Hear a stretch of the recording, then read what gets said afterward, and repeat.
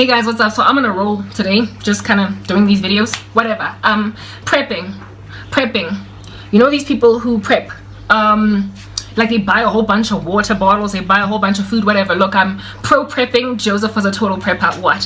He rescued his people in the 7 years of famine, during the 7 years of plenty, when, you know, God gave them that dream, gave Pharaoh that dream. And so Joseph prepped. I'm pro prepping, but only when it is the right season and time and era to prep. The Lord would have let us know to do such a thing as that in the last days, prior to his rapturing of the church, if that's what needed to happen. Preppers have this folly about their lives. We are living in a world that is becoming increasingly megalomaniacal, leadership anyway. It is becoming increasingly desirous to just coup us with all of their power, since absolute power corrupts. Absolutely.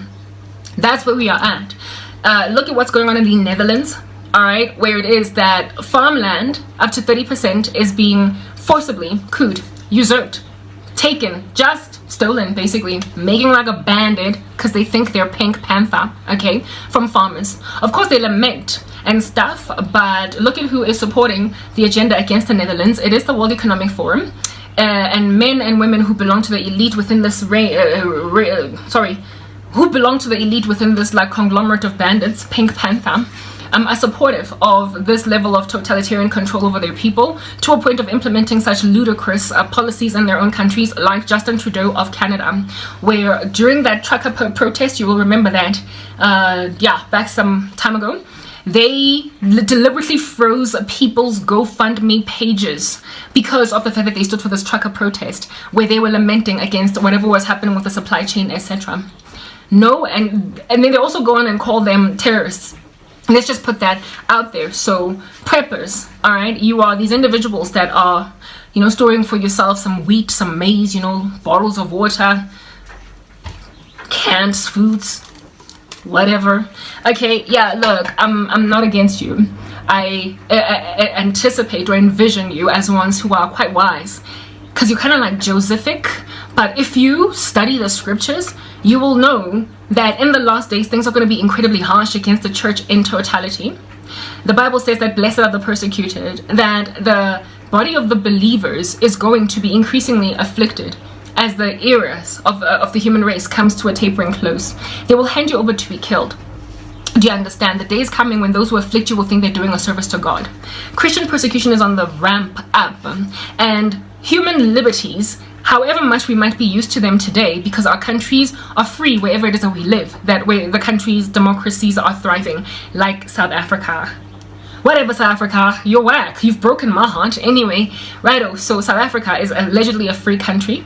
The United States, free nation. Canada was once upon a time Australia. Many of the countries in Europe, I could go on. Free nations where, insofar as you've got the zaga, the dollar, the moolah, to do so, you can prep. You can do what you want. You can live on a big fat plot of land and plant seeds for yourselves and grow them.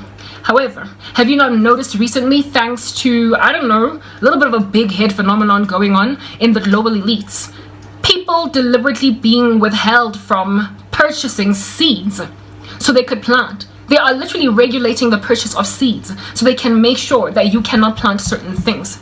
So you there who owns a massive vineyard in Cape Town, you there who has this wild orchid in like, I don't know, give me a place, Stellenbosch, wherever you might be at, the day is gonna arrive.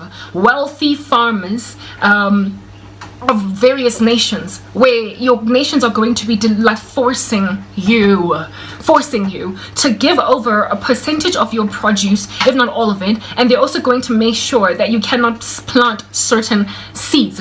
So it doesn't matter that you are this wealthy old money white man in Cape Town that has a vineyard. Do you understand? It won't matter if you don't belong to the global elites. It will not matter anymore. You will deliberately be taken from you some of your livestock if you have animals, and your produce if you have got fruits and vegetables, and you are not going to be able to successfully prep. The time has arrived in the history of the human race where we can no longer plan for the unforeseen so we can be safe when calamity strikes, because these days they make like martial law and step into your household, your farm, your grocery, your little Amish community where you're growing your own, you know, like stuff, and they're just like, no, we're going to take 30% of it, and then it's going to become 50, and then it's going to be like, you can't farm anymore. Why do you think Bill Gates is purchasing so much farmland? The United States has apparently got so much farmland that it can feed the whole planet, right? If at all they were actually to till the ground and like grow stuff on there. And yet people are starving all across the world, and humanitarian organizations are struggling to feed countries that historically have needed such aid, like Sudan, where they are taking but food from the hungry and giving it to the starving. They are literally choking up supply chains to make sure that food does not get to you. So not only are they thwarting the production of food, they're purchasing land. One individual man or two individual men and women are purchasing such massive patches of land and then regulating those lands with stinginess such that everybody else cannot eat anymore. They are deliberately creating a global food crisis. Why would the Lord pour out his wrath in the 7 seals, the 4 horsemen of the apocalypse, one of which is the horse of famine? Why would the Lord go and like lambaste the human race with famine as a means of judgment? It is because the human race is in and of themselves participants in the mutiny against themselves by culling themselves. The Lord, like, wish fulfillment, self-fulfilling prophecies. The Lord has a way about spinning them back at people again. Think about how it is that by the end of the tribulation, 2/3 of the world's population will be dead. I keep saying, Uguti, Bill Gates and them are going to covet, envy God with the way that he will have been so successful at depopulating the earth. But the depopulation of God is because of the sin of man that is destroying the earth. It is explicitly written in Revelation that the Lord will destroy those who destroy the earth. And so he is calamitizing the whole planet because the planet has calamitized itself. God is like, okay, so fine, Bill Gates, they trust you. Klaus Schwab, they trust you. Haval Herrera, whatever your name is, they trust you. They trust you there at your World Economic Forum, even though you're about to die. Klaus Schwab has got these like grandiose ideas, but he's old. I don't know what's going on. He won't even be here to fulfill what he's done. But they have this whole genealogy thing where they believe they can just hand me down a wicked agenda, just like many of the secret societies of the past. So I guess that's what he's doing.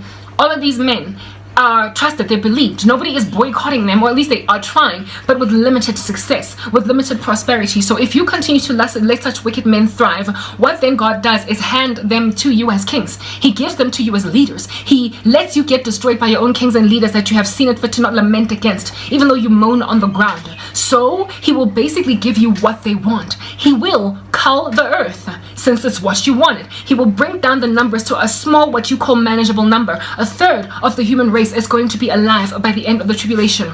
However, initially, first a quarter is going to get destroyed with the sealed judgments, and then the rest of the numbers that are going to dwindle going forward there with the bowl judgments and the trumpet judgments that will proceed in the book of Revelation. The Lord is going to hand the human race over to their reprobate minds by giving them what they want. God is like, oh, so you think culling, goodness, like 1/3 of the human race's population is actually a huge number in comparison to what these global elites want. They want 500 million to 1 billion people tops.